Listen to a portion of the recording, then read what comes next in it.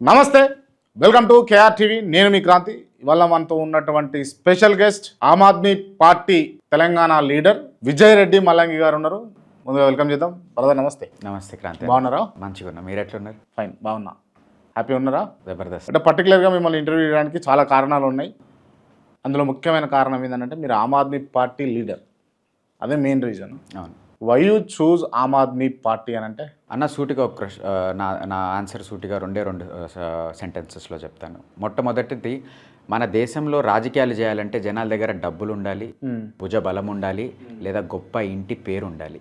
ఈ మూడు లేనిది ఏ ఒక్క సామాన్యుడైనా రాజకీయాల్లో వెళ్ళగలుగుతాడా అనే ఆలోచన కూడా రాని రాజకీయ వ్యవస్థ మన దేశంలో ఉంది. ఇటువంటి వ్యవస్థలో వీటన్నిటిని ఎదుర్కొంటూ ఒక సామాన్యుడిగా వీళ్ళ కంచ కోటని ఢిల్లీలో ఢీ కొట్టి మరి ఒక సామాన్యుడి పీఠాధికారం పొందాడు అంటే అది మరెవరో కాదు, అరవింద్ కేజ్రీవాల్ గారు.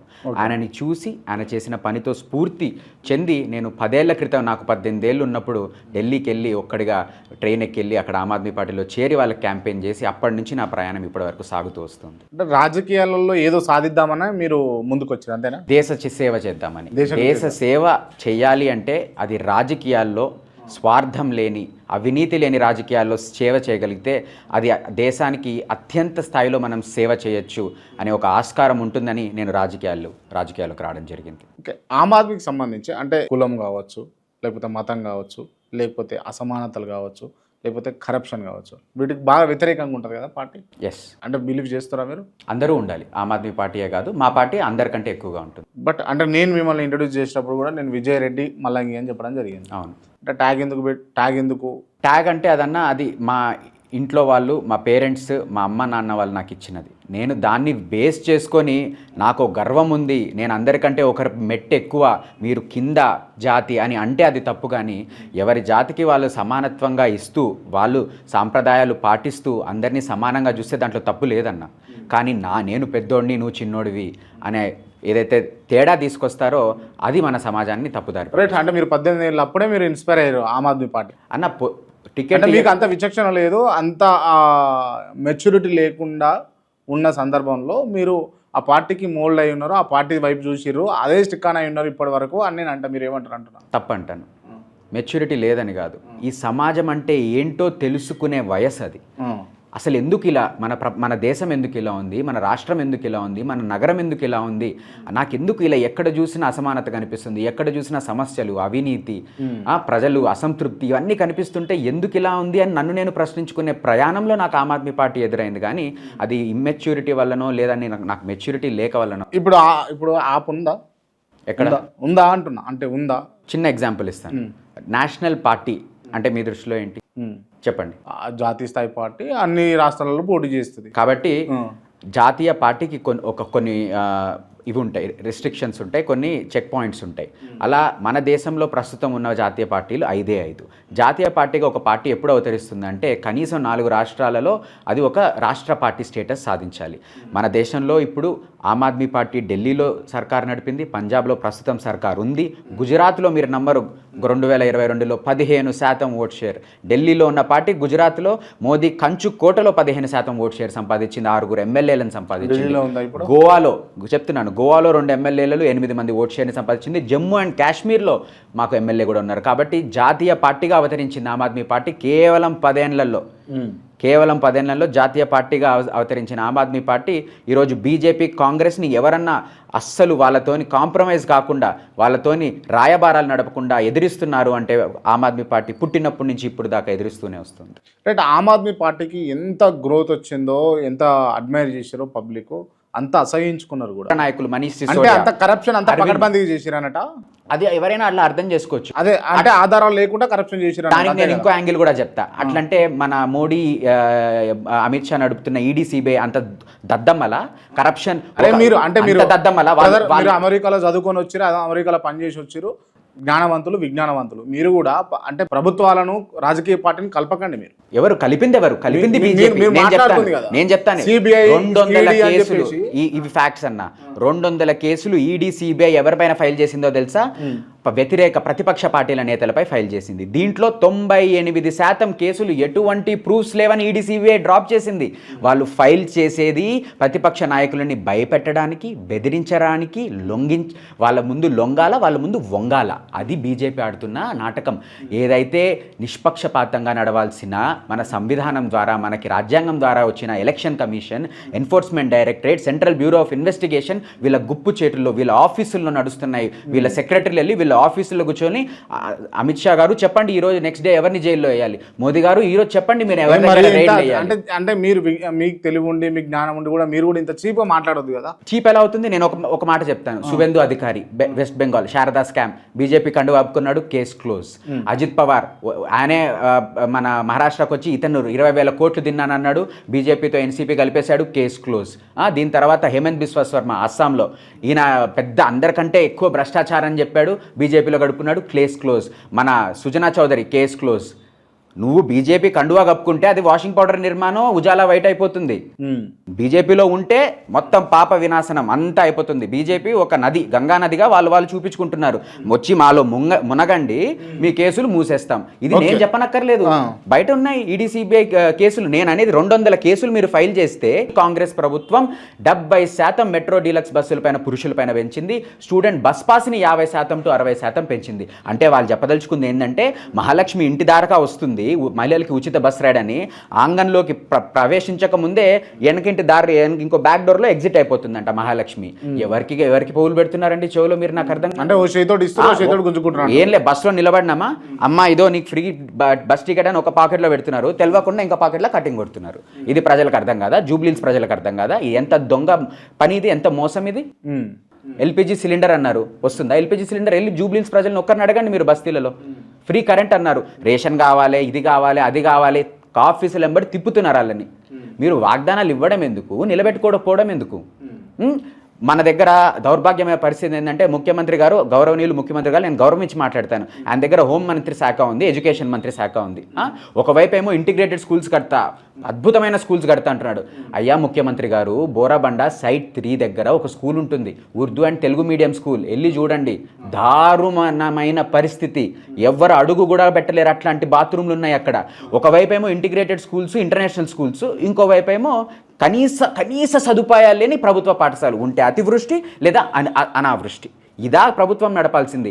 అందరికీ సమాన స్థాయి, వరల్డ్ క్లాస్ ఫ్రీ ఉచిత విద్య అందించినప్పుడే ప్రమాణాలు పెరుగుతాయి. అధికారంలోకి వచ్చి కాంగ్రెస్ పార్టీ గట్టిగా మాట్లాడితే 3 ఏళ్ళు కూడా అవుతలేదు, 2 ఏళ్ళ పైచిలకేమవుతాం అంటే అన్ని టపా జరిగిపోవాలనుకుంటారు. ఉన్నది 5 ఏళ్ళు. మనం కళ్ళు మూసుకొని తెరిస్తే 10 ఎలక్షన్ల కంటే మించి మన జీవితకాలంలో మనం చూడం. పెద్దవాళ్ళం అవుతాం, యవ్వనంలో ఉంటాం. ఇంక ఎంత ఓపిక ఉంటుందన్న ఎవరికైనా? నాకు అర్థం కాదు. నువ్వు ప్రామిస్ చేసినావు, నువ్వు పని చేస్తానని, నువ్వు చేసి మోకరిలేదు. ఫోటో వచ్చింది కదా, వేణుగోపాల్ జనరల్ సెక్రటరీ కాలు మీద కాలేసుకొని దర్జాగా కూర్చుంటే ఇట్లా మన ముఖ్యమంత్రి గారు ఇలా సార్ చెప్పండి సార్ అని తలొంచి మాట్లాడుతున్నారు. అది తెలంగాణ గౌరవం తాకట్టు పెట్టారు మీరు అక్కడ. ఇటువంటి పొలిటికల్గా అంటే మీరు మాట్లాడడానికి, ఇంటర్వ్యూలో చెప్పడానికి బాగానే ఉంటుంది, కానీ అంటే నిజంగా అంటే పైన వ్యక్తులు ఖచ్చితంగా సరెండర్ అయి మాట్లాడాల్సినటువంటి పరిస్థితి అవసరం లేదు. అది తెలంగాణ స్ఫూర్తి కాదు. విజయరెడ్డి గారు ఒక్క నిమిషం, మీరు తెలంగాణలో ఆమ్ ఆద్మీ పార్టీ నుంచి తిరుగుతున్నారు. మీరు కూడా ఢిల్లీకి పోయి ఇప్పుడు మీ కేజ్రీవాల్ గారు కానీ కలిసినప్పుడు మీరు కాలు మీద కాలు వేసుకొని సరాసరి కూర్చొని మాట్లాడలేరు కదా. నేను కాళ్ళ మీద కాలేసుకోమనట్లేదు సార్. నువ్వు ఒక ముఖ్యమంత్రివి, మీరు ఒక ముఖ్యమంత్రి హోదా, ముఖ్యమంత్రి హోందాతనం అనేది ఒకటి ఉంటుంది. అది ఆ ఫోటోలో సర్లే, ఫోటో బట్టి ఒక మనిషిని జడ్జ్ చేయలేము. నేను దాని గురించి ఎక్కువ మాట్లాడలేదు. అది తన చిన్న విషయం నా దృష్టిలో. మనకి ఇంకా పెద్ద విషయాలు ఉన్నాయి. అంతెందుకు, నేను ఒక చిన్న మాట చెప్తాను. జూబ్లీహిల్స్కి వచ్చేమన్నారు, పెద్ద ఆయన గారి విగ్రహం పెడతానన్నారు. మీరు పెట్టినా పెట్టకపోయినా ఆయన మా గుండెల్లో ఉంటారు పెద్ద ఆయన. నేను అది రాసిస్తా. విగ్రహాలు అవసరం లేదు కొంతమందికి. అట్లాంటిది మన ఎన్టీఆర్ నట సామ్రాట్, తెలుగు జాతి గౌరవాన్ని జాతికి చాటిన నందమూరి తారక రామారావు గారి ఖ్యాతి ఒక విగ్రహం నిర్ణయించదు. ఆయన గుండెల్లో చిరకాలం ఉండిపోతాడు. కానీ జూబ్లీహిల్స్ ఎలక్షన్ల టైంలో ఎందుకన్నారా మాట? ఒక సామాజిక వర్గం ఓట్ల కోసం అడిగారు. నేను ఒకటే అడగదలుచుకుంటాను, పొట్ట కూటి కోసం చాలా నైపుణ్యత ఉన్నా కూడా వాళ్ళకి ఉద్యోగ అవకాశాలు దొరక్క అడ్డ మీద కూలీలుగా పనిచేస్తున్నారు చాలామంది బోరాబండ, రేమత్ నగర్, ఎర్రగడ్డలో. వాళ్ళు వెళ్ళి పెద్ద ఆయన స్టాచ్యూ ముందు, విగ్రహం ముందు నిలబడి అన్న ఆకలేస్తుంది అన్నం పెడతారా అంటే ఆ విగ్రహం అన్నం పెడుతుందా? ఆ విగ్రహం చదువు చెప్తుందా? ఆ విగ్రహం వైద్యం చేస్తుందా? పెట్టండి విగ్రహం, కానీ ముందు సమస్యలపైన మాట్లాడండి, సమస్యలపైన మీరు డిబేట్ చేయండి. అది చేయకుండా మీరు విగ్రహం పెడతారని మీరు ప్రజల్ని మభ్యపెడుతున్నారు, ప్రజల దృష్టిని మళ్లిస్తున్నారు ఎలక్షన్ల కాలంలో. అది తప్పు. నేను ఒకటే అడగదలుచుకుంటున్నాను, జీహెచ్ఎంసీలో ఇందిరమ్మ క్యాంటీన్లని పెట్టారు, ఏవైతే ముందు అన్నపూర్ణ క్యాంటీన్లని ఉన్నాయి. అప్పుడేమో ఇందిరమ్మ గుర్తొస్తుంది, ఇప్పుడు ఎలక్షన్లు వచ్చినప్పుడేమో పెద్ద ఆయన గుర్తొచ్చిండు. అంటే ఏ సమయానికి ఎవరిని ఎలా వాడుకోవాలో మీరు మాస్టర్ చెందారు, కానీ హైదరాబాద్కి జూబ్లీ హిల్స్కి ఎలా న్యాయం చేయాలి, అక్కడున్న ప్రజలకి, పేద ప్రజలకి, వాళ్ళ పిల్లలు చదువుకున్నప్పుడే కదా వాళ్ళది పేదరికం నుంచి ఇంటి బయటకు వచ్చేది.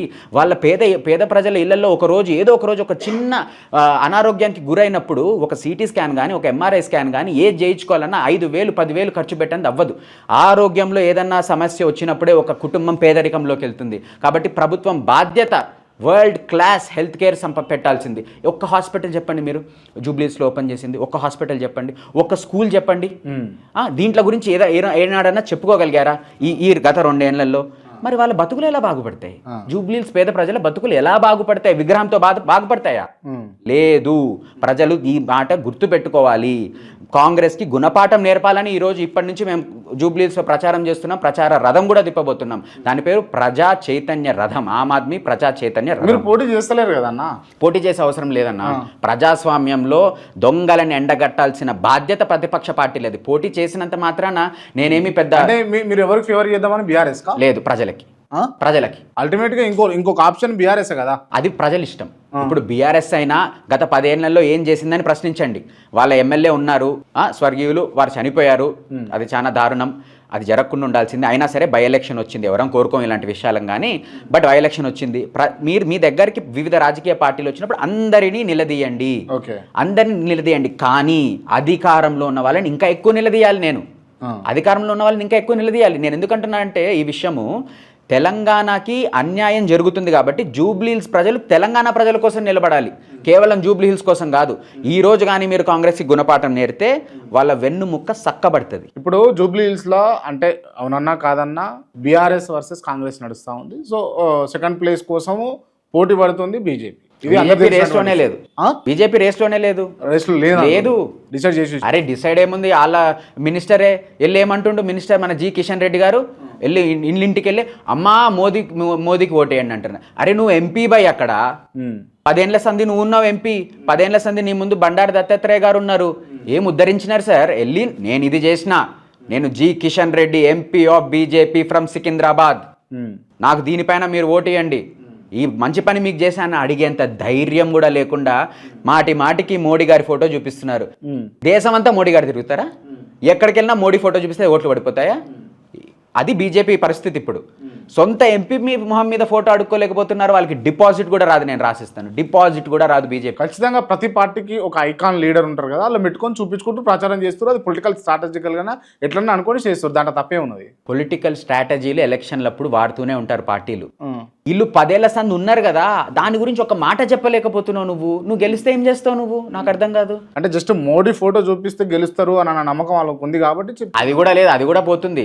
మొన్న జనరల్ ఎలక్షన్లో ఏమైంది, మోడీ ఫోటో 400 పార్ అన్నాడు, 240 దాంట్లో ఆడనే ఆడాడ కొట్టుకున్నారు. మన వీళ్ళెవరు, మన ఆంధ్రప్రదేశ్లో చంద్రబాబు నాయుడు, బీహార్లో నితీష్ కుమార్ వచ్చి వాళ్ళని కాపాడకపోయింటే ఇప్పటికీ లేకుంటుండే. బీజేపీ ఆల్రెడీ బీజేపీని తిరస్కరించినారు ప్రజలు. వాళ్ళు ఎలక్షన్లు ఇవి అవి ఏదో చేసుకుంటూ వచ్చినారు, కానీ బీజేపీ హిందువులకు చేస్తున్నంత మోసం ఇంకెవరు చేయట్లేదు. మీరు నమ్మరు నా మాట. ఎందుకు చెప్తాను తెలుసా? గోమాతని కాపాడమంటారు. నేను చెప్తా, మన దేశంలో ఏటా ఏదైతే మహానగరాలు ఉన్నాయో 5 లక్షల ఆవులు చెత్త ప్లాస్టిక్ తింటున్నాయి మహానగరాలలో. ఇన్ని మాటలు మాట్లాడతారు సార్, మీ శాఖ ఉంది, మీ ఆర్ఎస్ఎస్ ఉంది, ఆవులకి మంచి తిండి పెట్టలేరు మీరు, చెత్త తింటూ బతుకుతున్నాయి. నేను రండి మీకు చూపిస్తా. న్యూ సుల్తాన్ నగర్ ఎర్రగడ్డ నిన్న వెళ్ళా, 5-6 ఆవులు చెత్త తింటున్నాయి. ఏం తింటున్నాయి? ప్లాస్టిక్ తింటున్నాయి. మొత్తం పొట్ట నిండా ప్లాస్టిక్ ఉంటాయి. మీరు కోసి చూస్తే ఆవులని రక్షిస్తామని అంటున్నారు కదా. అలానా గ్రూప్ 550 కోట్లు ఎలక్షన్ బాండ్స్ ముడుపుల్లో తీసుకున్నారు. వాళ్ళు ఎవరో తెలుసా? అలానా group number 1 beef exporter to the world. India నుంచి బీఫ్ ఎక్స్పోర్ట్ చేస్తున్న వాళ్ళ దగ్గర నుంచి 550 కోట్లు ఎవరికీ తెలియకుండా ఎలక్షన్ బాండ్ల రూపంలో దొంగతనంగా తీసుకున్న బీజేపీ హిందూ మతాన్ని గురించి మాట్లాడుతుందా? అది మేము వినాలా? హిందూ మతానికి వాళ్ళు ఏమన్నా తప్ప వేసుకొని కూర్చున్నారా? నేను హిందూని, ఎవ్వడు హిందూ మతానికి ఎవ్వడికి ఇక్కడ రైట్ ఆఫ్ కాపీరైట్ లేదు, గుర్తుపెట్టుకోవాలి. వాళ్ళు దొంగ మాటలు చెప్తున్నారు. నిజంగానే హిందూ మతం పైన అంత ప్రేమ ఉంటే ఎన్ని యాక్సిడెంట్లు జరుగుతున్నాయండి, ఎన్ని దారుణాలు జరుగుతున్నాయి. దాంట్లో అందరూ ఎవరు చచ్చిపోతుంది? మెజారిటీ హిందువులు కదా చచ్చిపోతుంది. మరి వాళ్ళ ప్రాణాలు కాపాడలేరా మీరు? ఎన్ని రైలు యాక్సిడెంట్స్ జరుగుతున్నాయి, ఎన్ని బ్రిడ్జ్ కూలుతున్నాయి, ఎంతమంది హాస్పిటల్ దగ్గర చచ్చిపోతున్నారు హాస్పిటల్ ఫెసిలిటీస్ లేకుండా. మరి వాళ్ళందరూ ఏ మతం? Right okay. ఇప్పుడు బ్రదర్ మీ అంటే sorry for the interruption, me age ఎంత ఉంటుంది? మీది 29 ఏళ్ళు ఉంటారా మీరు? అంటే పార్టీలోకి వచ్చి మీరు రాజకీయాలలో తిరగబట్టి ఎన్ని ఏళ్ళు అవుతా ఉంది? అన్న నేను రాజకీయంలో చేరాను, ఆమ్ ఆద్మీ పార్టీలో చేరాను. దాని తర్వాత మన Osmania university Vasavi college of ఇంజనీరింగ్లో బ్యాచిలర్స్ చేశాను. ఆ తర్వాత అమెరికాకి వెళ్ళి అంటే ఫుల్ ఫ్లెడ్జ్గా మీరు తిరగబట్టి ఎన్ని ఏళ్ళు అవుతుంది? 3 ఏళ్ళు అవుతుంది. అంటే ఇప్పుడు మీరు కొత్త ఉన్నారు కదా, న్యూ కమ్మర్ కదా పార్టీ. నేను రాజకీయాల్లో క్షేత్రస్థాయిలో ఫైర్ ఉంటుంది అంతే అని నేను ఫీల్ అవుతున్నాను. ఈ ఫైర్ 10 ఏళ్ళు ఉంటుందా? ఈ కడుపు మంట 10 ఏళ్ళు ఉంటుందా? సమాజంలో జరుగుతున్న వాటి కడుపు మంట చల్లారిన రోజు ఖచ్చితంగా మీరు ఫైర్ తగ్గిపోతుంది అంతే. తగ్గదు. ప్రతి ఒక్క వ్యక్తికి నా దృష్టిలో కనీస సదుపాయాలు, కనీస విద్య, వైద్యం, వాళ్ళ హక్కులు రానంత వరకు నాలో ఫైర్ తగ్గదు. కేవలం విజయ్ రెడ్డి రాజకీయ అవకాశం కోసం లేకపోతే రాజకీయంగా ఎస్టాబ్లిష్ కావడం కోసం ఇవన్నీ మాటలు చెప్తున్నాడు అని నేను అంటా. నేను తప్పు అని అంట. నా దగ్గర చదువు ఉంది, అంతో కొంత మా అమ్మ నాయనలు సంపాదించిన నీకంటే చదువుకున్న వాళ్ళు ఎక్కువ ఉన్నారు, నీకంటే ఆస్తున్న వాళ్ళు ఇంకా ఎక్కువ ఉన్నారు. నిండొచ్చు, నేను కాదనట్లే, నేను నా విషయం చెప్తున్నా. నాకు కొంచెం చదువు ఉంది, అంతో కింత ఆస్తుంది, నేను మాట్లాడగలుగుతాననే ధైర్యం నాకుంది, వ్యతిరేకిస్తాను ఎవరినైనా ఎదుర్కోగలుగుతాననే నమ్మకం నా మీద నాకుంది. ఇంత ఉన్న నేను రాజకీయ భవిష్యత్తే కావాలనుకుంటే ఉన్న ప్రస్తుత ఏవైతే రాజకీయ పార్టీలు తెలంగాణలో ఉన్నాయో వాళ్ళ దగ్గరికి పోలేనా? వాళ్ళ దగ్గర ఎదగలేనా? లేదు, వాళ్ళు చేస్తున్న తప్పులు కూడా ఎదిరించాలంటే ఆమ్ ఆద్మీ పార్టీ అనేది ఒక రైట్ ప్లాట్ఫామ్, నాకు యువతకి రైట్ ప్లాట్ఫామ్. ఒక పార్టీ చెప్పండి యువతకి ఎక్కడైతే లైఫ్ లాంగ్ విజయ్ రెడ్డి అనే ఆయన ఖచ్చితంగా యాప్ తోటే ఉంటాడా, ఆమ్ ఆద్మీ తోటే ఉంటాడా, వేరే పార్టీలు? నేను ఇదే చెప్తున్నాను. నేను రాజకీయాలు ఎన్నుకుంది ప్రజాసేవ చేయడానికి, దేశ సేవ చేయడానికి. యాజ్ లాంగ్ యాజ్ ఆమ్ ఆద్మీ పార్టీ సిద్ధాంతాలపైన నడిచిన నాళ్ళు నా దృష్టిలో 100% నడుస్తుంది. నాకు పూర్తి నమ్మకం ఉంది మా నాయకుడి మీద. సిద్ధాంతాలపైన నడిచిన నాళ్ళు, నాకు నమ్మకం ఉన్న నాళ్ళు నేను ఆమ్ ఆద్మీ పార్టీతోనే నడుస్తాను. ఆమ్ ఆద్మీ నమ్మకం పోయిన రోజు సిద్ధాంతాలు అన్ని కూడా గంగలో కలిసిన రోజు ఏం చేస్తారు మీరు? సిద్ధాంతాలు గంగలో కలవవు. నా సిద్ధాంతాలు అంతకంటే ముఖ్యంగా గంగలో కలవు. మా నాయకుడి సిద్ధాంతాలు కూడా కలిసేది ఉంటే ఇప్పుడే కలిసేది ఉండే. ఎంత వేధించారండి వాళ్ళు, జైల్లో పెట్టి ఎన్నేళ్ళు వేధించారని మనీష్ సిసోడియా అని, అరవింద్ కేజ్రీవాల్ వీరందరిపైన కేసులు పెట్టి ఒక్కసారన్నా లిక్కర్ స్కామ్ చేసిన తర్వాత వేధించుడు ఏందండి నాకు అర్థం. ఇప్పుడు నేను అంటానండి అభియోగం మోపుతాను, మీరు స్కామ్ చేశారని అన్నంత మాత్రాన అయిపోతుందా?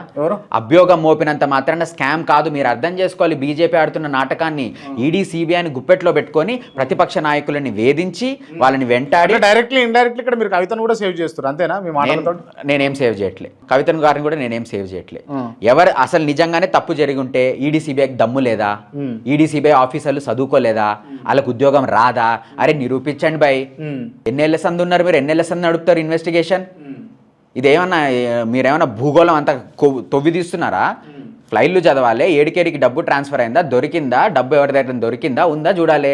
ఆ మాత్రం చేయని వాళ్ళు మీరెందుకయ్యా ఐఏఎస్లు ఐపీఎస్లు పోయి మోడీ అమిత్ షా పక్కన కూర్చొని వాళ్ళకి చాకరీ చేస్తున్నారు? వాళ్ళు రుజువు చేయలేరు, వాళ్ళ వల్ల కాదు, ఎందుకంటే మేము తప్పు చేయలేదు. అది మీరు అర్థం చేసుకోవాలి. ముఖ్యంగా ఇంకో 2 మాట చెప్పాను నేను బీజేపీ గురించి. బీజేపీ కాదు, ప్రజలు కూడా ఈ విషయం అర్థం చేసుకోవాలి. ఏమన్నా అంటే మన దేశం ప్రపంచంలో 4వ ఎకానమీ స్థాయికి వచ్చింది అని అంటున్నారు. నేనంట ఇంతమంది జనాభా ఉండి ప్రధానమంత్రి కానీ ముఖ్యమంత్రి ఎవరైనా వాళ్ళ కుర్చీలో కూర్చొని వాళ్ళు పండుకున్న చాలు మన దేశం అనేది నడుస్తుంటుంది, పురోగతి ఎంతో కొంత చెందుతూ ఉంటుంది మన జనాభాని లెక్కన చూసుకుంటే. నిజమైన సూచికలు ఏవి, నిజమైన పరిమాణాలు ఏవి? కరప్షన్లో మనం ఎక్కడున్నాము? సుమారు 80-70% దగ్గర ఉన్నాము.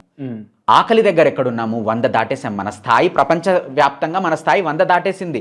4 అని మనము ఎకనామికంగా ఆర్థికంగా మీరు చెప్పుకుంటున్నారు కానీ ప్రెస్ ఫ్రీడమ్ ఇండెక్స్లో 162. ఈరోజు మీరు నేను మాట్లాడుతున్నాం సార్, కానీ ప్రెస్ చాలా మందిని ఎవరైతే ఎదిరించి మాట్లాడే మన పత్రికేయులని వేధిస్తున్నారు, కొంతమంది చంపారు కూడా. గౌరీ లంకేష్ అప్పుడు ఎందుకు చనిపోయారు తను? ఈ విధంగానే ఎంతోమందిని. ప్రెస్కి ఫ్రీడమ్ లేదు, ప్రశ్నించేదానికి ఫ్రీడమ్ లేదు మన కంట్రీలో. అది నేను చెప్పట్లేదు, ప్రెస్ ఫ్రీడమ్ ఇండెక్స్ చెప్తుంది. హ్యాపీనెస్ ఇండెక్స్, సంతోషంగా ఎంతమంది ఉన్నారు ఈ దేశంలో అన్న దాని దగ్గర కూడా మనం 140 స్థానంలో ఉన్నాం మనం. సో ఇట్లా ప్రతి వీటిల్లో మన సూచిక ఎక్కడో 80-90 దాటేసి లాస్ట్కి 162-163 దగ్గరికి వెళ్తుంది.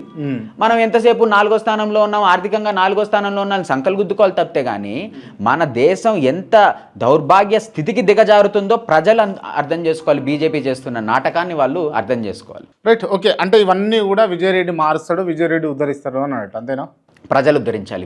విజయరెడ్డి తన వంతు సాయం, తన వంతు ప్రయత్నం తను చేయగలుగుతాడు. కానీ ఎందుకంటే అతనిలో ఉంది ఆ బాధ, అతనిలో ఉంది ఆ ఆక్రోశం, అతనిలో ఉంది ఆ ఆకలి, మార్పు చూడాలి, మార్పు తేవాలి అని. కానీ ప్రజలు ఏనాడైతే ఇవన్నీ కావాలి, ఇలాంటి నాయకులు కావాలని కోరుకున్నప్పుడే ఇవి సాధ్యాసాధ్యం అవుతుంది. లేదు, ప్రజలు ఎంతసేపు డబ్బులు ఇచ్చే వాళ్ళకి, మందు పంచే వాళ్ళకే ఓటేస్తే మాత్రం నాలాంటి వాళ్ళు ఎంత చేసినా దాని ప్రయోజనం ఉంది. రైట్, విజయరెడ్డి అగ్రకులంలో పుట్టిండు, విజయరెడ్డి దగ్గర 4 రూపాయలు ఉన్నాయి, విజయరెడ్డి చదువుకున్నాడు, విజయరెడ్డి అబ్రాడ్కి పోయి వచ్చిండు, ఇవన్నీ ఉన్నాయి కాబట్టి ఇవన్నీ మాటలు చెప్తే బాగానే ఉంటుంది. నిజంగా మీరు మిమ్మల్ని నమ్ముకొని మీతో తిరిగిన వాళ్ళకి ఎంతమందికి న్యాయం చేశారు? నేను పెద్ద పెద్ద ఎగ్జాంపుల్స్ చెప్పాను. నేను జూబ్లీ హిల్స్ ఏదైతే ఖైరతాబాద్లో వస్తే కొంచెం ప్రాంతం ఉందో, ఖైరతాబాద్ మన దానం నాగేంద్ర గారు ఉన్నారు. జూబ్లీ హిల్స్లో ఒక బడి ఉంది. ఆ బడి ఎంత శిథిలావస్థ పరిస్థితిలో ఉందంటే పిల్లలు టాయిలెట్లు వాడలేరు, వాళ్ళకి ప్లే గ్రౌండ్ చెత్తబడి ఉంది. నేను ఒక సామాన్యుడినై నా కార్యకర్తలతో, పేరెంట్స్తో మాట్లాడి, తల్లిదండ్రులతో మాట్లాడి, కలెక్టర్ ఆఫీస్కి వెళ్ళి, మన ఇన్ఫ్రాస్ట్రక్చర్ డెవలప్మెంట్ ఆఫీస్కి వెళ్ళి 2.5 లక్షల రూపాయలు ఒక సామాన్యుడిగా నేను శాంక్షన్ చేయించా. ఈ బాధ్యత ఎవరిది? ఈ బాధ్యత ఆ ఏరియా కార్పొరేటర్ది. ఈ బాధ్యత ఎవరిది? ఈ బాధ్యత ఆ ఏరియా ఎమ్మెల్యేది, ఎంపీది. వాళ్ళు ఎంతసేపు పూటకో మాట, రోజుకో పార్టీ మారుస్తూ కదులుతున్నారు కానీ ప్రజా సంక్షేమం కోసం క్షేత్రస్థాయిలో తిరుగుతున్నారా? ప్రజలతో కలుస్తున్నారా? నాకు ఈ పదవి కావాలి, ఆ పదవి కావాలి, ఈ హోదా కావాలి, ఫోటోలో నేను ఇక్కడ కూర్చోవాలి, ఇది వాళ్ళ తపన. ఎవరి కోసం అండి మీరు రాజకీయాల్లోకి వచ్చింది? ఒక మినిస్టర్ ఉన్నారు, పొంగులేటి శ్రీనివాసరెడ్డి అని. ఆయన కన్స్ట్రక్షన్ కంపెనీ కోసం నడుపుతూ హెలికాప్టర్ ల్యాండింగ్, ఏరోప్లేన్ ల్యాండింగ్ అయినట్టు పాలిటిక్స్లో ల్యాండింగ్ అయ్యారు. ఇట్లున్నారు రాజకీయవేత్తలు ప్రస్తుతం. ఇంకో మంత్రి ఉన్నారు, ఎవరు? మన పొన్నం ప్రభాకర్ గారు, మన RTA minister, road transport authority. మన కర్నూలు బస్ ప్రమాదం ఎలా జరిగిందండి? కళ్ళు మూసుకొని, కళ్ళ గద్దాలు కట్టుకొని ఉన్నారా మీరు? ఆర్టీఏ రోడ్ ట్రాన్స్పోర్ట్ మంత్రిగా ఉండి ఆ ఇన్సిడెంట్ జరిగిన తర్వాత మీరు వెళ్ళి ఆర్టీఏ వాళ్ళు ఇన్స్పెక్షన్ చేస్తారా? మళ్ళీ ఏం చేస్తున్నారు? ఇంట్లో కూర్చొని ఐపీఎల్ ఇవి చూసుకుంటున్నారా వీళ్ళందరూ? ఇలా బాధ్యత ఏంటి? ఇలా బాధ్యత చెక్ పోస్టులు పెట్టాలి, కరెక్ట్గా చెకింగ్ చేయాలి, పర్మిషన్స్ ఉన్నాయా, స్ట్రక్చరల్ ఇంటెగ్రిటీ ఉందా? ఒక ప్యాసింజర్ వెహికల్స్లో 200కు పైగా మించిన స్మార్ట్ ఫోన్ కన్సైన్మెంట్ ఎలా వెళ్తుంది? అది వెళ్ళి దానికి బండి తగులుకుంది కాబట్టి అది భగ్గుమని బ్యాటరీలన్నీ పేలి అంతమంది అంత కొద్ది క్షణాల్లో చచ్చిపోయారు. ఆ మాత్రం చేయలేని వాళ్ళు, ఒక ప్రైవేట్ బస్ డిపో కట్టలేని వాళ్ళు, మీరు వాళ్ళ దగ్గర నుంచి ముడుపులు తీసుకొని, వాళ్ళ దగ్గర నుంచి మాఫియా నడిపి, రోడ్ ట్రాన్స్పోర్ట్ అథారిటీని నాశనం చేసి, ప్రైవేట్ సంస్థలకి మీరు దాసోహం బలికి అలా నడుపుతున్నారు. ఒక్కొక్కరు ఒక్కొక్క మినిస్ట్రీని నాశనం చేస్తున్నారు. పొంగులేటి శ్రీనివాసరెడ్డి గారు మన హిమాయత్ సాగర్ కానుకొని ఫామ్ హౌస్ కట్టుకున్నారు. ఆడికి పోదు హైడ్రా. పేదలు ఏడుంటారో ఆడికి పోతుంది హైడ్రా. ఉన్నోళ్ళకు న్యాయం, లేనోళ్ళకు న్యాయం. సపోర్ట్ చేస్తారేమో అని అనిపిస్తుంది. డైరెక్ట్లీ ఇండైరెక్ట్లీ కాదు సార్. నేను ఎవ్వరికి ఇక్కడ సపోర్ట్ చేయడానికి రాలే. అధికారంలో ఉన్న వాళ్ళని ప్రశ్నించడానికి నేను వచ్చా. ఈ రోజు నేను బీఆర్ఎస్ ని కూడా ప్రశ్నించాల్సి అంటే ప్రశ్నిస్తా. దానం నాగేందర్కి టికెట్ ఇచ్చి మీరు చాలా తప్పు చేశారని ప్రశ్నిస్తా. అలాంటి రౌడీకి టికెట్ ఇచ్చి తప్పు చేశారు మీరు. ఏమంటాడానా అసెంబ్లీలో? బయటికి పోతే ఉంటారా చూస్తా. ఇదా అండి వాళ్ళు మాట్లాడాల్సిన మాట?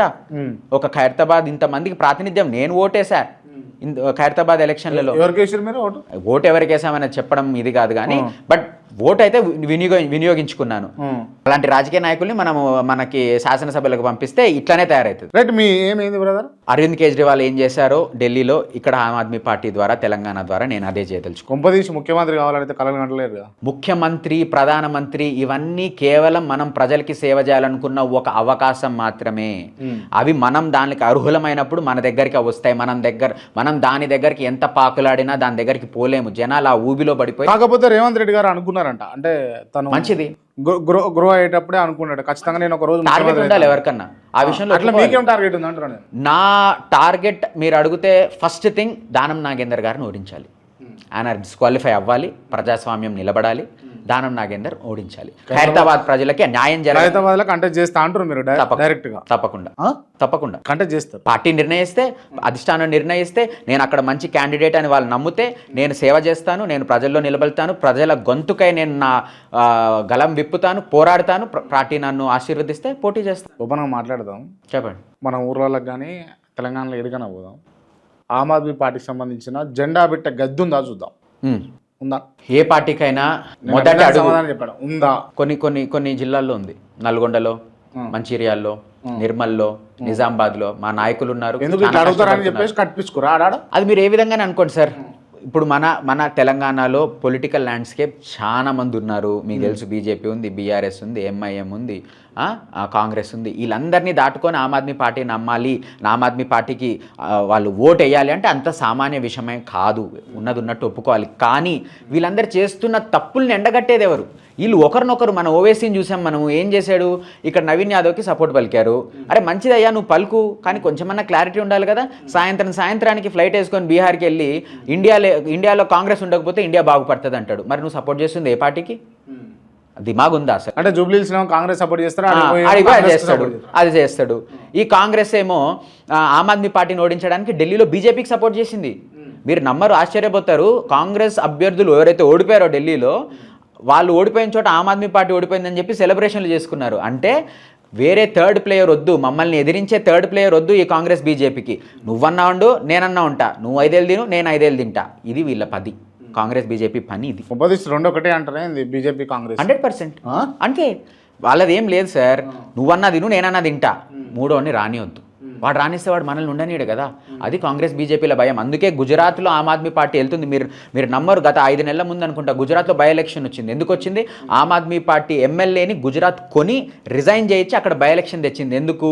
అరే ఈయన రిజైన్ చేయిస్తే మనం ఆమ్ ఆద్మీ పార్టీ సీటు పైన వచ్చిన బై ఎలక్షన్లో గెలిస్తే ఆమ్ ఆద్మీ పార్టీ ఖతం అని బై ఎలక్షన్ తెచ్చినారు. ఏమైంది? బై ఎలక్షన్లో ఆమ్ ఆద్మీ పార్టీ తిరిగి గెలిచింది. గుజరాత్లో అధికారం పెట్టుకొని ఓడిపోయింది బీజేపీ. దాని ఫలితం ఏందో తెలుసా? 26 మంది మంత్రులను మొన్నే మార్చారు బీజేపీ గుజరాత్లో.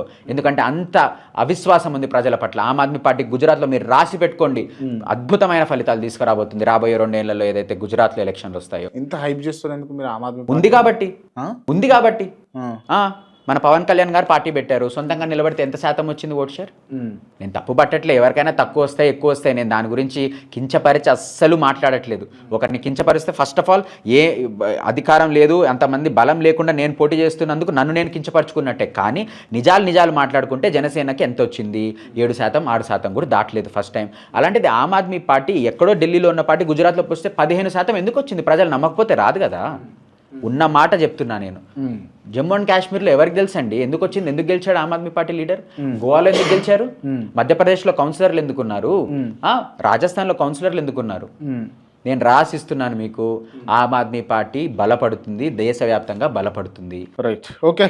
అంటే బలపడాలి, మీలాంటి లీడర్లు కావాలని నేను కూడా కోరుకుంటున్నా. హైదరాబాద్లో మీరు విజయలక్ష్మి వెంట ఎందుకు పడుతున్నారు మీరు చెప్పండి? మేయర్ విజయలక్ష్మి ఉంటా ఆమండి. నెపోటిజం అంటే మీకు వినే ఉంటారు. అంటే మన పేరెంట్స్ ఇప్పుడు మీ నాన్ననో లేకపోతే మీ తాతనో రాజకీయాల్లో లేరు, మీకు ఈజీ అవుతుండే పాత్, మీకు ఆ ప్యాషన్ ఉంటే ఈజీ అవుతుండే, అవకాశం ఉంది, వచ్చింది. దానికి నెపోటిజం అని పేరు పెట్టి ఇట్లా మనుషులను కించపరచడం ఏంది? కించపరచడం కాదు అది. నెపోటిజం పేరున మీరు వచ్చినప్పుడు కనీసం అవకాశం వచ్చింది. అవకాశం ఎవరిచ్చారు? వాళ్ళకన్నా కృతజ్ఞత భావం ఉండాలా? ఒక మేయర్ పదవి నీకు ఇస్తే, సరే నువ్వు ఏ పార్టీలోకి అయితే వెళ్ళావో ఆ పార్టీలకు ఎంతమంది ఉన్నారు? ఎంతమంది ఆ పార్టీ కాంగ్రెస్ పార్టీ టికెట్ మీద కార్పొరేటర్లు జిహెచ్ఎంసీలో ఎంతమంది గెలిచారు? పట్టుమని 2 గెలవలే. కసంటి పార్టీలోకి మీరు ఎట్లా వెళ్ళగలుగుతారు? వెళ్ళి మేయర్ పదవిలో ఎలా ఉండగలుగుతారు? సింపుల్ లాజిక్ చెప్తా. ఇంత చిన్న లాజిక్ ఎలా మిస్ అయిందో కాంగ్రెస్ పార్టీ నాకు అర్థం అవ్వట్లే. ఇదే లాజిక్ ప్రకారం కాంగ్రెస్ పార్టీకి మారినా కూడా మేయర్ కండువా కప్పుకొని ఉన్న మేయర్ పదవి కూర్చున్న మన విజయలక్ష్మి ఎలా అయితే ఉన్నారో, మన రేవంత్ రెడ్డి గారు, మన ముఖ్యమంత్రి గారు ఈ రోజు బీజేపీలో చేరారనుకోండి, ఆయన ముఖ్యమంత్రిగా కంటిన్యూ అవ్వగలుగుతారా? కాదు. ఎందుకు? అసెంబ్లీలో ప్రజాస్వామ్యం, జిహెచ్ఎంసీలో ఇంకో ప్రజాస్వామ్యం. జిహెచ్ఎంసీని కూనీ చేసి పడేశారు. జిహెచ్ఎంసీని ఒక ఆటుబొమ్మ, కీలుబొమ్మగా చేసి పడేశారు. కార్పొరేటర్లకి వేతనం లేదు, కార్పొరేటర్లకి హక్కు లేదు. కార్పొరేటర్ దగ్గరకు ప్రజల సమస్యలు వెళ్తే అంతా ముఖ్యమంత్రి చేతు, అంతా మంత్రి చేతు. మరి కార్పొరేటర్లు ఎందుకయ్యా ఉంది? ఎప్పుడైతే మీరు లోకల్ గవర్నెన్స్ని పటిష్టం చేస్తారో, ప్రజలు ప్రతి సమస్యకి ఎమ్మెల్యే దగ్గరికి, ఎంపీ దగ్గరికి వెళ్ళాల్సిన అవసరం లేదు. అతని పక్కన అతను ఎన్నుకున్న కార్పొరేటర్ దగ్గరికి వెళ్ళాలి. అతని దగ్గర ఉన్న అధికారాన్ని అంతా ఏకీకృతం చేసి మీరు ఒక మంత్రి దగ్గర, ముఖ్యమంత్రి దగ్గర పెడితే ప్రజాస్వామ్యం అనిపించుకోదు. అది ఈరోజు హైదరాబాద్లో జరుగుతుంది అది. Right, okay. అంటే మీరు ఏమైనా ప్లానింగ్ ఉందా ఈ జూబ్లీహిల్స్ ఎన్నికలలో? మీకు జూబ్లీహిల్స్ ఎన్నికల్లో మేము ఒక రథాన్ని దింపబోతున్నాం, ప్రజా చైతన్య రథం. ఈ రథంలో కాంగ్రెస్ చేస్తున్న తప్పుడు వాగ్దానాలపై, బీజేపీ ఆడుతున్న దొంగ నాటకాలపై, అక్కడ ఏ ఏ పార్టీలు మిగతా పార్టీలు ఏవేవైతే తప్పులు చేశాయో వీటన్నిటిని ప్రశ్నిస్తూ మేము ప్రజారథాన్ని తిప్పబోతున్నాం. ఎంతమంది జనాలు వస్తారనేది, కొంతమంది వీళ్ళ దగ్గర జనాలు రాలేదని అనొచ్చు, కానీ మా ప్రయత్నం మాకు ముఖ్యం. ప్రజల్లోకి మా వాయిస్ వెళ్ళిందా, మా గలం విప్పామా అనేది మాకు ముఖ్యం. ఎంతమందిని ఎఫెక్ట్ చేయగలిగినా ఇది తెలంగాణ బాగు కోసం చేస్తున్న ఎలక్షన్, ఒక్క జూబ్లీహిల్స్ బాగు కోసం కాదు. అంటే మీరు యాంటీ కాంగ్రెస్ పని చేస్తానంటారు ఇండైరెక్ట్. 100% అంతే కదా, రైట్. నేను ఒకటి గుర్తు చేయాలి మీకు, అంటే లోక్సభ ఎన్నికల టైం, ఎంపీ ఎలక్షన్స్ టైంలో మీరు ప్లకార్డ్ పట్టుకొని ఇండియా కూటమి కోట్లు వేయండి అని చెప్పేసి మీరు ప్రచారం చేసిర్రా? ఇదే హైదరాబాద్లో? అవును, చేసిండ్రా? చేశాను. క్లియరా? 100%. నేను అడుగుతుంది కరెక్టే కదా? ఆ రోజు మన ఎదుట ఇంకో పెద్ద సమస్య వచ్చి పడింది. ఆ సమస్య పేరు నరేంద్ర మోదీ అండ్ భారతీయ జనతా పార్టీ.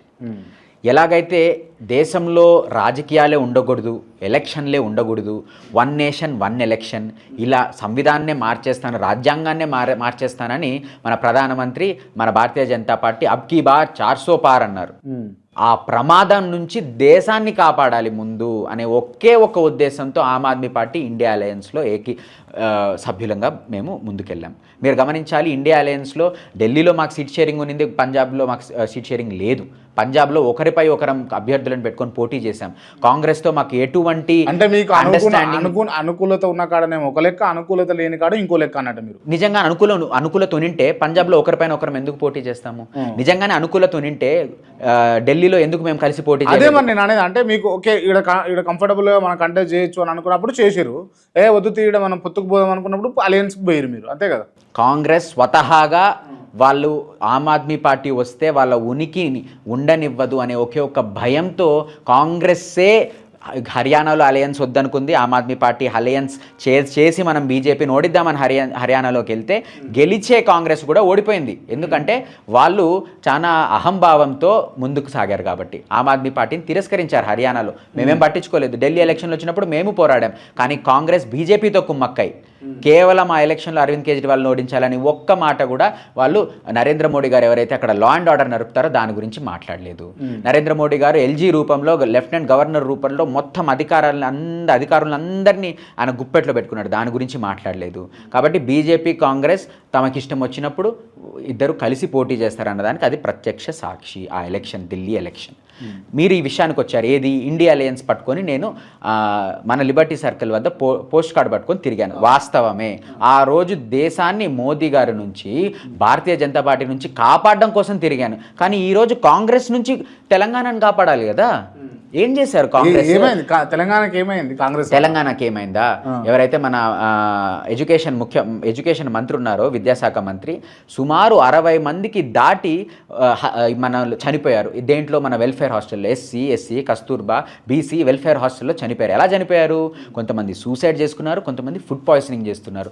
వీళ్ళు ప్రభుత్వ బిడ్డలు, వీళ్ళందరూ మిమ్మల్ని నమ్మి మీరు మంచిగా చూసుకుంటారు, హాస్టల్లో వస్తే ఫుడ్ పెడతారు, ఎవరికన్నా మానసికంగా ఇబ్బంది పడితే కౌన్సిలర్లను పెడతారు, దగ్గరుండి చూసుకుంటారని తల్లిదండ్రులు నమ్మి వాళ్ళ బిడ్డల్ని ప్రభుత్వం చేతిలో పెడితే ప్రభుత్వం హత్య చేసింది వాళ్ళని. నిర్లక్ష్యంతో హత్య చేయబడ్డారు వాళ్ళు, అంతే. మరి ఎందుకు జరిగాయని హత్యలు? ఫుడ్ పాయిజనింగ్ ఎందుకు జరిగింది? మీ ఇంట్లో జరుగుతుందా? అసెంబ్లీ క్యాంటీన్లో జరుగుతుందా ఫుడ్ పాయిజనింగ్? ప్రజాభవన్లో జరుగుతుందా ఫుడ్ పాయిజనింగ్? మరి ఆడెందుకు జరిగింది ఫుడ్ పాయిజనింగ్? నిఘా లేదు, శ్రద్ధ లేదు, కరప్షన్ ఉంది, అవినీతి ఉంది కాబట్టి జరిగింది ఫుడ్ పాయిజనింగ్. ఇది ఒక చిన్న ఎగ్జాంపుల్ నేను చెప్పింది. ఓకే, మహాలక్ష్మి గురించి చెప్పాను, షాదీ ముబారక్ గురించి చెప్పాను, తులం బంగారం గురించి చెప్పాను, ఉద్యోగం గురించి చెప్పాను. ఇవన్నీ వదిలిపెట్టండి. హైదరాబాద్కి దిక్కు లేదండి. హైదరాబాద్ వరదల్లో మొన్న మీరు చూశారు, దిక్కు లేదు. హైదరాబాద్ ఫ్యూచర్కి దిక్కు లేదు. హైదరాబాద్లో చదువుతున్న పిల్లల ఫ్యూచర్కి దిక్కు లేదు. ఇక్కడ ఉన్న పిల్లలకి విద్య చెప్పడానికి దిక్కు లేదు. కానీ ఎక్కడో ఊరవతలంట ఫ్యూచర్ సిటీ అంట, అది కడతారంట, అది ఉద్యోగాలు వస్తాయంట, ఆడికి మెట్రో వేస్తారంట. ఎవరి చెవుల్లో పువ్వు పెడుతున్నారండి మీరు? నాకు అర్థం కాదు. ఆడ భూమి ఉంటుంది, భూమి అమ్ముకోవాలి, భూస్వాములం అవ్వాలి, అది వాళ్ళ ఉద్దేశం. ఫ్యూచర్ సిటీ ఎవడడిగిరు? ఫ్యూచర్ సిటీ ఉన్న సిటీకి దిక్కు లేదు, ఫ్యూచర్ లేదు, ఆడెళ్ళి ఫ్యూచర్ సిటీ కడతారా? అడిగినారా ఎవరన్నా? అన్ని తుగ్లక్ పనులు. నేను అంటున్నా కదా, నేను ఒకటంట, మన రాహుల్ గాంధీ గారు ఏమన్నారు? మొహబ్బత్ కి దుకాన్ అంటే ప్రేమ అంగడిది, ప్రేమని పంచుతాను అన్నారు. హెచ్సియులో ఏమైంది? హైదరాబాద్ సెంట్రల్ యూనివర్సిటీ భూమిని కబ్జా చేయడానికి రాత్రికి రాత్రి బుల్డోజర్లు తిప్పితే ఇది మా ల్యాండ్ మీరు తీసుకోవడానికి వీల్లేదు అని శాంతియుద్ధంగా మన యువకులు అక్కడున్న విద్యార్థులు ఎదురుపడితే వాళ్ళని లాఠీలతో కొట్టి వాళ్ళని పోలీస్ స్టేషన్ నెంబడితే కొంతమందికి తెలియదు మీరు విషయం, నా పైన కూడా ఎఫ్ఐఆర్ ఛార్జ్ చేశారు అక్కడ. ఎందుకంటే నేను వెళ్ళి విద్యార్థులకి సపోర్ట్ పలికానని చెప్పి నా పైన కూడా ఎఫ్ఐఆర్ చేశారు. మళ్ళీ హైకోర్టులో క్వాష్ అయింది అది. అంటే ఎవడైనా నిన్ను ఎదిరిస్తే నువ్వు ఎఫ్ఐఆర్ నువ్వు వాడిని జైల్లో పెట్టు. కొంతమంది విద్యార్థులని 6 స్టేషన్లు తిప్పారు. ఎవడెక్కడున్నాడో కూడా తెలియదు. విద్యార్థులు ఎవరైతే గట్టిగా మాట్లాడుతున్నారో వాళ్ళని 6 స్టేషన్లు తిప్పి హెబియస్ కార్పస్ ఫైల్ అయ్యాక తిరిగి కోర్టులో వాళ్ళని నిలబెట్టాలని తెలిసి ఆ రోజుకి ముందు ఇదో నిన్ను ఇప్పుడు విడుదల చేస్తున్నా, పోలీసులు అన్న మాటలు ఇవి, నిన్ను ఇప్పుడు విడుదల చేస్తున్నా, రేపు హెబియస్ కార్పస్ కేసు ఉంది, నిన్ను నేను 2 రోజులుగా నిన్ను నేను చూడలేదు, నువ్వు వెళ్ళిపో, నువ్వు దీని గురించి బయట మాట్లాడితే తస్మాత్ జాగ్రత్త అని బెదిరించారు పోలీసులు నిన్న. హెచ్సియు వాళ్ళని, నన్ను కాదు హెచ్సియు స్టూడెంట్స్ని. ఓకే, నన్ను చేసేంత ధైర్యం వాళ్ళకి లేదు కానీ హెచ్సియు స్టూడెంట్స్ని పాపం యూపీ నుంచి బీహార్ నుంచి చదువుకోవడానికి వచ్చిన వాళ్ళని బెదిరించినారు వాళ్ళు. హెబియస్ కార్పస్ ఫైల్ అయింది. ఇప్పుడు మీరు నేను సింపుల్ కాన్సెప్ట్ చెప్తున్నా. ఇప్పుడు మీరు మాట్లాడుతూ నన్ను చేసే ధైర్యం వాళ్ళకి లేదని అన్నారు కదా. లేదు, ఏముంది మీ వెనకాల? నిజం నిజం నిజం నా వైపు ఉంది. నేను నిజం బాటలో నడుస్తున్నా. అంతా మీరు రాజ్యాంగం నా వైపు ఉంది. నేను ఎందుకు చెప్తున్నానంటే ఒక్క నిమిషం మీరు మాట్లాడుతుంటారు కదా ఇంటర్వ్యూ స్టార్టింగ్ నుంచి ఇప్పటిదాకా దాదాపు 40 నిమిషాల పైన అయింది. ఇదంతా మీరు యాక్టింగా లేకపోతే ఒరిజినలేనా మీరు? ఏది ఇప్పుడు నాది నిజంగానే యాక్టింగ్ అనుకుంటే మీరు అడిగే క్వశ్చన్లు యాక్టింగ్ అయి ఉండొచ్చు. నేను మిమ్మల్ని అడుగుతున్నా, మీరు యాక్టింగ్ చేస్తారేమన్నా లేకపోతే ఇదంతా మీది ఒరిజినలేనా? నిజమైన కోపం అండి సమాజం పట్ల, రాజకీయవేత్తల పట్ల, నిజమైన ఆకలి, నిజమైన కడుపు మంట, దీంట్లో ఎటువంటి యాక్టింగ్. మీరు మాట్లాడుకుంటే ఆల్రెడీ నేను అంటే ఇనఫ్ ఉన్నాము, ఆర్థికంగా ఉన్నాము అని అన్నారు. అగ్రకులంలో పుట్టినరు, హ్యాపీ ఉన్నారు, మీకు ఇంకా ఆకలి కోపం ఇవన్నీ ఎడదలిగినాయి మీకు? అబ్రాడ్ పోయి చదువుకున్నారు, అబ్రాడ్లో పెరిగిర్రు, అవన్నీ చూసే ఇంకా అరే మనకంటే తెలివిగలగోళ్ళు ఎవరు లేరు బై. సుందర్ పిచాయ్, సత్య నాదెల్లా, ఇట్లా చెప్పుకుంటూ పోతే వందలాది మంది సీఈఓలుగా వేరే దేశాల్లో ఎందుకున్నారు, మన దేశంలో ఎందుకు కాలేకపోతున్నారు? మనకి తెలివి లేకనా, మనకి రాకనా? ఎందుకంటే మన విద్యా వ్యవస్థ ప్యూన్లని తయారు చేయడం కోసం ఆంగ్లేయులు చేపట్టారు, ప్యూన్లని తయారు చేయడం కోసం. అందుకే మీరు ఏ బిడ్డనైనా చూడండి, ఎందుకు ఏంటి ఎలా అని అడగాలంటే కూడా క్లాస్ రూముల్లో భయపడతారు మన దగ్గర. అలాంటి విద్యా వ్యవస్థని మనం మార్చలేకపోయాం. గత 75 సంవత్సరాలుగా ఇన్ని చేస్తూ వచ్చాం కానీ విద్యా వ్యవస్థలో పెను మార్పులు తేలేకపోయాం. కాబట్టే కదా ప్రజలు ఇంకా వెనకబడి ఉన్నారు. ప్రజలు ప్రశ్నించాలి, ఎవరైనా ప్రశ్నించాలి, ఎదురించాలి, ఆలోచించాలి. ఎందుకు ఇలా ఉంది అని ఆలోచించినప్పుడే కొత్త డిస్కవరీస్ అవుతాయి, కొత్తవి కనుక్కోబడతాయి. ఎక్కడో ఆది మానవులుగా ఉన్నాము, ఈరోజు మనం ఇలా మాట్లాడగలుగుతున్నాం. చదువు ఉంది కాబట్టే కదా, తెలివి ఉంది కాబట్టే కదా. ఇప్పుడు వేరే గ్రహానికి కూడా వెళ్ళే ప్రయత్నాలు జరుగుతున్నాయి అమెరికాలో, అట్లాంటి చోట్ల. మనమేమో రోడ్లు బూడ్చలేకపోతున్నాం. అరే వాళ్ళు మార్స్కి వెళ్దామని ప్రయత్నిస్తున్నారు యుఎస్లో ఉండి, మనం ఖాళీ రోడ్లు బూడ్చలేకపోతున్నాం, బస్ యాక్సిడెంట్లు కానికపోతున్నాం, బ్రిడ్జులు కూలుతుంటే దాన్ని ఆపలేకపోతున్నాం, రైలు కూలకపోతే ఆపలేకపోతున్నాం, ఏరోప్లేన్లు కూలుతుంటే ఆపలేకపోతున్నాం. ఇంత చిన్న సమస్యలని మనం డీల్ చేయలేకపోతుంటే మీరు ఎప్పుడు దేశాన్ని మీరు ప్రగతి బాట పట్టిస్తారు? ఇది కాంగ్రెస్ ప్రభుత్వం సమాధానం చెప్పాలి, ప్రతి పార్టీ సమాధానం చెప్పాలి. ఆ విషయానికి వస్తే మేమేమైనా తప్పు చేసింటే మమ్మల్ని కూడా ప్రశ్నించండి. ప్రశ్నించడం ప్రజల హక్కు, అది ఎవరినైనా సరే ప్రశ్నించాలి.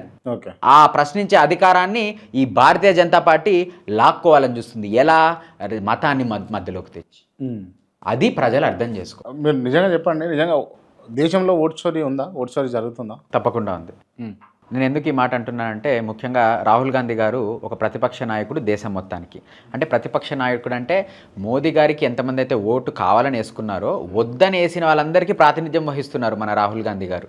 కాబట్టి అతని పదవికి నేను గౌరవిస్తాను. అతను ఇచ్చిన ఏవైతే ఆయన ఖులాసా చేశాడో ఢిల్లీలో పవర్ పాయింట్ ప్రజెంటేషన్ ద్వారా, అది చాలా మటుకు నిజం దాంట్లో ఉంది. అతను బయట పెట్టాడు, దాన్ని నేను అభినందిస్తాను. అంటే ఆయన ప్రజల్ని చైతన్యవంతుల్ని చేశారు. కానీ చిన్న లాజిక్ మళ్ళీ మిస్ అయిపోయారు ఇక్కడ. ఎవరు? రాహుల్ గాంధీ గారు. అక్కడేమో మహదేవ్పురాలో 1,00,000 ఓట్లు ఒక లోక్సభ కాన్స్టిట్యున్సీలో జరిగాయి, ఇది ఓట్ చోరీ అన్న రాహుల్ గాంధీ గారే అతను నియామకం చేసిన ఇక్కడ ఉన్న ముఖ్యమంత్రి గారు సుమారు 10 మంది ఎమ్మెల్యేలను చోరీ చేశారు. అంత చిన్న లాజిక్ ఎలా మిస్ అయ్యారో నాకు అర్థం కాలేదు. వాళ్ళు మారిరు, పార్టీ మారిరు, దాంట్లో చోరీ ఏమున్నది? అంటే ప్రజలు ఒక నాయకుడు కావాలి, ఒక పార్టీ కావాలని ఓటేస్తే వాళ్ళని మీరు ఆ కండువా విప్పి మీ దాంట్లోకి చేర్చుకున్నారంటే ఎమ్మెల్యేని చోరీ చేసినట్టే కదా. అంటే ప్రజల ఏదైతే ఉందో, ప్రజల ఆకాంక్ష ఏదైతే ఉందో, ఒక పార్టీకో ఒక క్యాండిడేట్కో వేద్దాం అనుకున్న దాన్ని మీరు దాన్ని తిరిగి రాసినట్టే కదా. ఈ చొప్పున మీరు చూసుకుంటే కనీసం ఆన్ అన్ యావరేజ్ 2,50,000 ఓట్లు వేసుకున్న ఒక కాన్స్టిట్యున్సీకి ఇంటూ 10 మంది షిఫ్ట్ అయ్యారు. అంటే 25 లక్షల ఓట్ చోరీ జరిగింది మన తెలంగాణలో. దీని గురించి పెదవి ఎందుకు విప్పట్లేదు ఆయన, నాకు అర్థం కావట్లేదు ఆ విషయం. అంటే మీరు మాట్లాడితే అక్కడ ఓట్ చోరీ, తెలంగాణలో చేస్తే ఎమ్మెల్యే చోరీ కౌంట్ కదా, ఇక్కడ చేసింది ఎమ్మెల్యే చోరీ. అసలు వదిలిపెట్టండి సార్, వెరీ లాజికల్ పాయింట్ చెప్తా. జూబ్లీహిల్స్లో ఉన్నాం మనం. జూబ్లీహిల్స్ శాసన సభ ఎలక్షన్, బై ఎలక్షన్ వచ్చింది. క్యాండిడేట్ అనౌన్స్ కాకముందే ఓటర్ ఐడి ఫామ్ 7 ద్వారా ఓటర్ ఐడీ కోసం జనాలు అప్లై చేయంగా జీహెచ్ఎంసీ దాన్ని ప్రాసెస్ చేసి ఎవరింటికి వాళ్ళకి ఓటర్ ఐడి పంపాలి. ఇది రాజ్యాంగంలో ఎలక్షన్ కమిషన్ రూల్స్లో ఉంది. ఇలా ఉండగా మన క్యాండిడేట్ నవీన్ యాదవ్ గారి చేతికి ఓటర్ ఐడి కార్డులు ఎలా వచ్చాయి? ఎవరు కళ్ళు మూసుకొని ఆయనకి ఓటర్ ఐడి కార్డులు అందజేశారు. అంటే ఓటర్ ఐడి కార్డులు కూడా ఎవరికి రావాలి, ఎవరికి అందజేయాలని మీ చేతి ద్వారా వెళ్తూ ఉంటే ఇంకా ఓట్లు ఎందుకు వేయిపీయడము, ఎలక్షన్లు ఎందుకు పెట్టడం అని నేను అడుగుతున్నా. ఓకే, అవి ఫేక్ ఓటర్ ఐడి కార్డులు అని ఆయన చెప్పుకొచ్చాడు.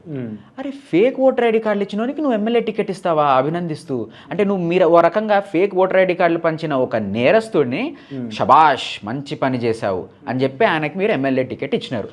అంటే మీ బీజేపీ వాళ్ళు చేస్తున్న ఓట్ చోరీకేమో ఒక లాజిక్, మీరు ఇక్కడ ఓటర్ ఐడి కార్డులు పంచచ్చు, మీరు ఎమ్మెల్యేలను చోరీ చేయొచ్చు. ఇది డబల్ స్టాండర్డ్ కాంగ్రెస్ది. ఇది ఇంత లాజిక్ మిస్ అయిపోయారు అని చిన్న లాజిక్. ఓకే సరే సరే బ్రదర్, ఇవన్నీ విషయాలు మాట్లాడినాం కదా. ఇంకో విషయం ఉంది నా దగ్గర, ఒకటి ఉంది. రైట్, ఈ 5th పిల్లర్ ఏంది బ్రదర్ అది? సో మన ప్రజాస్వామ్యానికి మీకు తెలిసే ఉంటుంది, 4 స్తంభాలు ఉంటాయి. ఏంటి? ఒకటి, ఎవరైతే మన పాలకులు ఉన్నారో వాళ్ళని లెజిస్లేటివ్ అంటాం. ఎవరైతే ఆఫీసర్లు ఉన్నారో, మినిస్టర్లు ఉన్నారో వాళ్ళని ఎగ్జిక్యూటివ్. ఏదన్నా పాలసీ ఉన్నా, ఏదన్నా పథకం ఉన్నా దాన్ని ఇంప్లిమెంట్ చేసేవాళ్ళు, మొత్తం అడ్మినిస్ట్రేషన్ చూసుకునేవాళ్ళు. మూడోది మన న్యాయ వ్యవస్థ, జ్యుడిషియరీ. 4వది మన ప్రెస్, అంటే మీరు, మన ప్రెస్ మిత్రులందరూ. ఈ 4 కలిసి పనిచేస్తున్నా ఎందుకు మన దేశం కిందికి వెళ్తుంది, ఎందుకు మన దేశంలో అవినీతి ఉంది, ఎందుకు మన దేశం పురోగతి చెందట్లేదన్న కాన్సెప్ట్ మీద మనము ప్రజలం ఒక 5వ స్తంభమై నిలబడి ఈ ప్రజాస్వామ్యం అన్న ఒక రూఫ్ని మనం కాపాడాలి అనే ఒక ఉద్దేశంతో 5th పిల్లర్ అనే ఎన్జిఓని నేను నా స్టూడెంట్ లైఫ్లో వాసవి కాలేజ్లో నేను ఉస్మానియా కింద చదువుకున్నప్పుడు నడపడం జరిగింది. సో మీరు చూపించినట్టే అది 5th 0 రూపీ నోట్ మీరు ఒకసారి చూపిస్తే, ఆ 0 రూపీ నోట్ అనేది మనము ఎవరన్నా అవినీతి చేస్తే అధికారి, మనం ప్రజల్లో ఈ 0 రూపీ నోట్ అనేది పంచడం జరుగుతుంది. ఇలా మేము సుమారు ఒక 5 లక్షల 0 రూపీ నోట్లు పంచడం జరిగింది నా విద్యార్థి కాలంలో. మనము వాసవి కాలేజ్ చుట్టుపక్కల కానివ్వండి, ఇవి వేరే వాళ్ళు పంచుతామంటే వాళ్ళకి మేము పంపడం కానివ్వండి. తమిళనాడులో ఒక చాప్టర్ మెయిన్ అక్కడ పుట్టింది ఈ 5th పిల్లర్.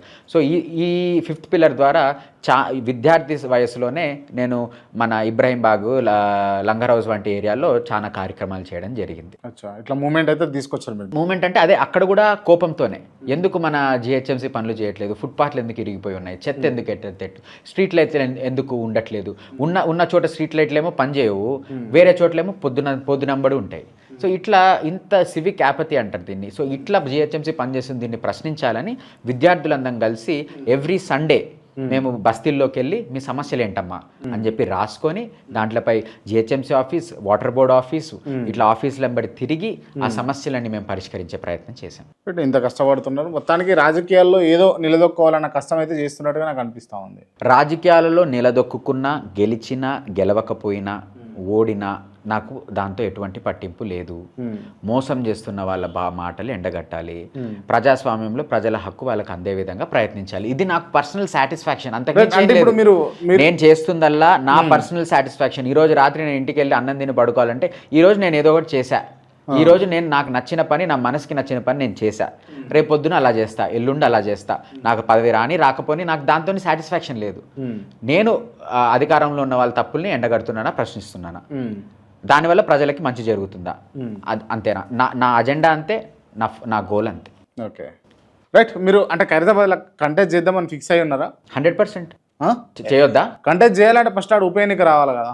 రాదా? ఎన్నిక రావాలి, రాకపోతే అది ఇంకా అంతకు మించిన హాస్యాస్పదమైన విషయమే ఉండదు. అరే రాకపోతే నేను అదే చెప్తున్నా, స్పీకర్ని అడ్డు పెట్టుకొని ఒక ఎమ్మెల్యేగా ఒక పార్టీలో నువ్వు గెలిచి ఏ మొహం పెట్టుకొని ఇంకో పార్టీలో ఎంపీగా నిలబడినావు భయ్, నాకు అర్థం కాదు. నేను దానం నాగేందర్ని సూటిగా అడగాలనుకుంటున్నా, కొంచెమన్నా కృతజ్ఞతా భావం ఉందా నీలో, మనిషిలో?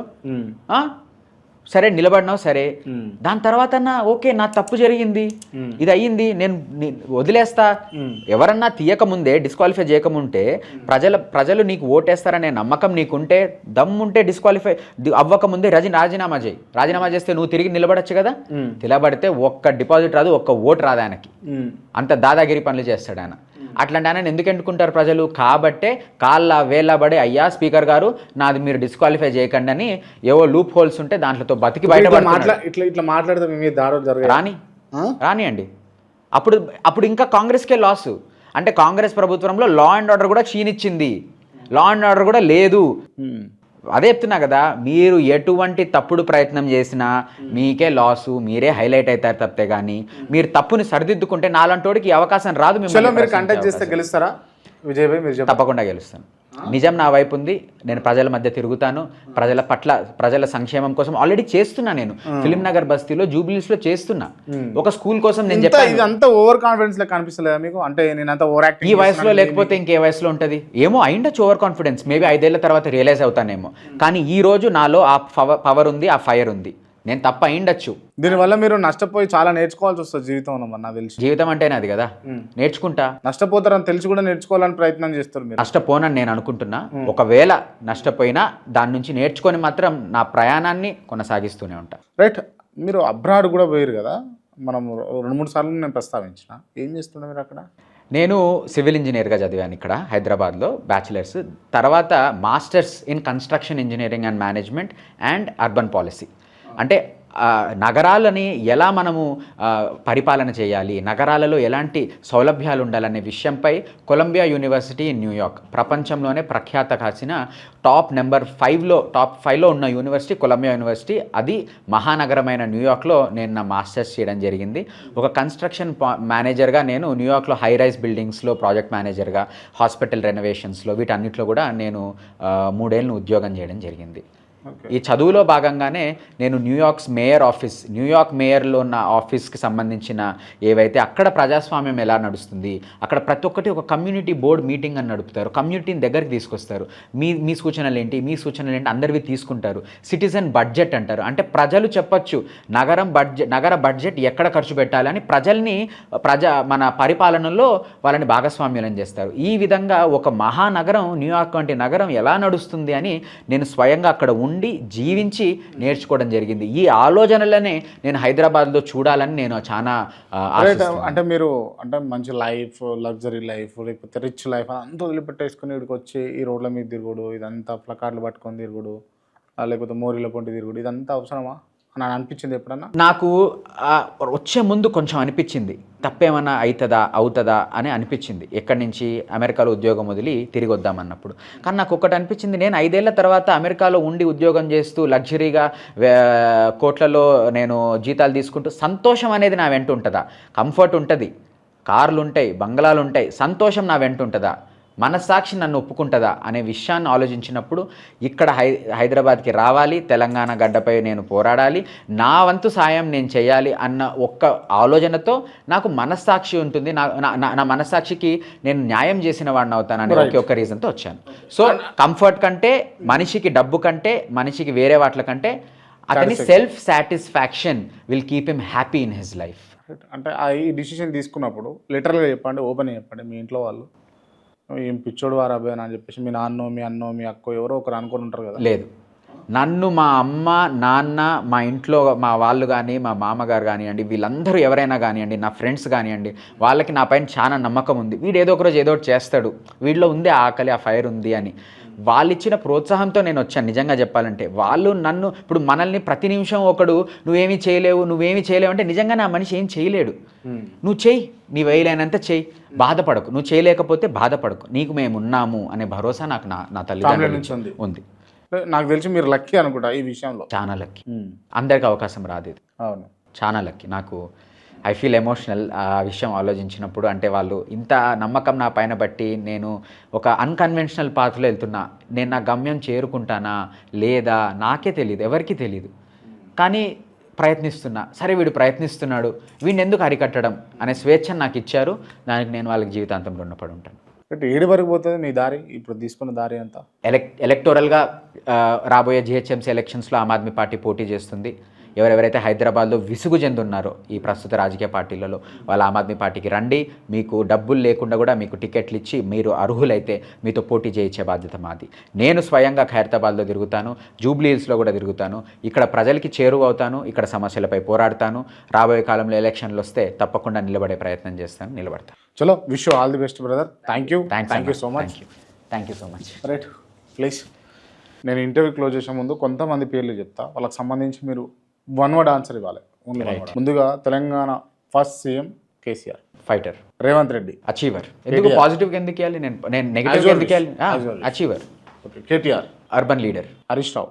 Rural leader. Kavitha. Directionless leader. Bandi Sanjay. Item number 6. Dharmapuri Arvind. Satirical leader. G Kishan Reddy. Clueless leader. Rahul Gandhi. ఫ్యామిలీతో lucky leader. Modi. Danger for the country. Arvind Kejriwal. Only hope for the country. Nara Chandrababu Naidu. తమ్ముళ్ళు ఎప్పుడు నమ్మకూడదు, మోసపోయారు చాలాసార్లు.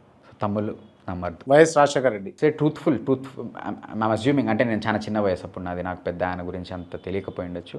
But charismatic leader 100%. Sorry, charismatic. YS Jagan. One man army. Seethakka. Fighter అనే చెప్పాలి. అంటే నేను ఇంకా వాళ్ళ వీటిలోకి వెళ్ళట్లేదు, వాళ్ళ జీవితంలో వాళ్ళు ఏ విధంగా ఎదిగారు అన్న విషయంపై చెప్పాలంటే షీఈ్ అ రెవల్యూషనరీ విప్లవకారులు. Naveen Kumar Yadav. Not right for Jubilee Hills. Maganti Sunitha. Jubilee హిల్స్కి న్యాయం చేస్తారా లేదా అని నాకు నమ్మకం లేదు. అజారుద్దీన్. Parachute minister. అక్బరుద్దీన్ ఓవైసీ. రోజుకో టోపీ మార్చే జాదూగర్. అజారుద్దీన్ ఓవైసీ. ముడుపులు అందితే పొగడతలు వస్తాయి ఆయన దగ్గర నుంచి. Danam Nagender. Worthless leader, not fit for being an MLA. Vijay Mallangi. Common man. Kranti. Straightforward. Thank you so much. Thank you. రెండు పేర్లు చెప్తా. ఒకటి ఎందుకు చూస్ చేసుకుంటారో దానికి రీజన్ చెప్పాలి, గుడ్ రీజన్ అయి ఉండాలి. ఎందుకు చూస్ చేసుకుంటారో బ్యాడ్ రీజన్ చెప్పాలి. కేటీఆర్ అండ్ రేవంత్ రెడ్డి. ఈ రెండిట్ల మధ్య నేను చూస్ చేసుకొని ఒకరి వైపు ఉన్నానని చెప్పడం ఈ ఎలక్షన్ల టైంలో నా దృష్టిలో కరెక్ట్ కాదు. బట్ ఎవరి ప్లస్లు వాళ్ళకున్నాయి, ఎవరి మైనస్లు వాళ్ళకున్నాయి. కాబట్టి ఒక పార్టీకి నేను ఏదో దాసోహం పలికానన్న మెసేజ్ వెళ్తుంది. కాబట్టి ఎలక్షన్ టైంలో ఇది నేను చెప్పలేను. ఓకే, అంటే ఎవరికి చెప్పరా? కేటీఆర్ గారు ఏం చేశారు, ఆయన ఏం సాధించారు, ఆయన ఏమి తప్పు చేశారు హైదరాబాద్ కని చెప్పగలుగుతాను. రేవంత్ రెడ్డి గారు ఏం చేశారు, ఏం సాధించారు, ఏం సాధించలేదు, ఏం అన్యాయం చేశారు తెలంగాణకు అని చెప్పగలుగుతాను. కానీ వీళ్ళిద్దరినో ఒకరిని నన్ను ఎన్నుకోమంటే మాత్రం choosing from the worst or choosing ranking బట్టి చేసుకోమంటే మాత్రం ఆ కాన్సెప్ట్ ఇక్కడ వర్తించదు. ఇద్దరు పెద్ద లీడర్లే, ఎవరు కాదని లేరు, ఇద్దరు సాధించిన వాళ్ళే. ఒక అధికారం లేని కాంగ్రెస్ పార్టీని ఈ స్థాయికి తెచ్చి ఆయన గెలిపించాడంటే ఎవరైనా ఒప్పుకోవాల్సిందే. నేను ఎంత వేరే పార్టీ మనిషినైనా అధికారం పోయిన తర్వాత ప్రతిపక్షాన్ని ఇంత సమర్థంగా ఒక ఆయన నడుపుతున్నాడంటే కేటీఆర్ గారిని కూడా అభినందించాల్సిందే. కేసీఆర్ గారు పరోక్షంగా ఆయన లేకపోయినా, ఆయన పరోక్షంగా ఉన్న ప్రత్యక్ష రాజకీయాల్లో ఎప్పుడు యాక్టివ్గా తిరుగుతున్న కేటీఆర్ ఆయన భుజాలపై వేసుకొని నడుపుతున్నాడు మన జూబ్లీ హిల్స్ బై ఎలక్షన్ని. ఒప్పుకోవాలి ఆయన డేరింగ్నెస్ని. సో ఇట్లా పాజిటివ్స్ ఇద్దరిలోనూ ఉన్నాయి, నెగిటివ్స్ ఇద్దరిలోనూ ఉన్నాయి. Right, okay, thank you so much. Thank you.